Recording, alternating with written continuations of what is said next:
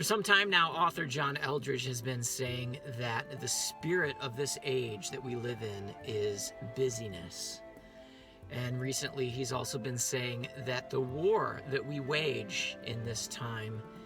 is a battle for our attention.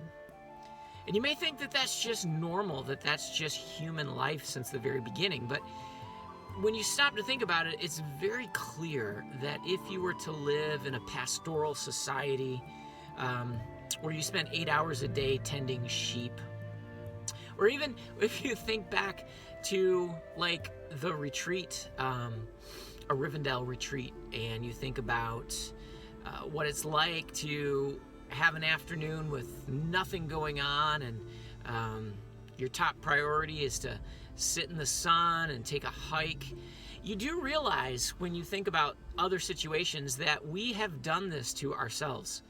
that the amount of noise and distraction and the cry for our attention that is incessant, that this has not always been the case. And the other thing to realize, even though we accept the culture we live in so many different ways, and we probably wouldn't want to go back to the 18th century and live like they did, but you have to realize that it is having an impact on the depth of our relationship with God, because it's having an impact on how much attention we give him throughout the day.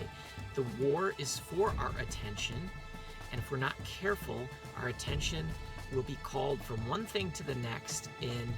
an endless stream, and we will hardly find time at all to focus on the eternal, to focus on our spirits, to focus on our souls, to focus on anything that truly deeply matters.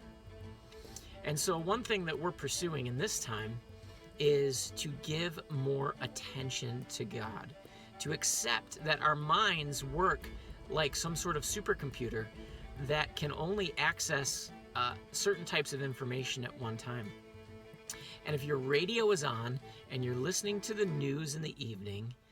and you're listening to music with a questionable message, and your conversations are full of chaff, by the end of the day, whatever you did in the morning with the Lord feels like it is worlds away. It feels like it didn't even happen. It feels like it's not reality. So in order to combat that, we are going to have to make our true reality more of a hourly, continual place that we take our minds back to. We're going to have to abide in Christ. That's going to require that we spend time with him more than just once a day.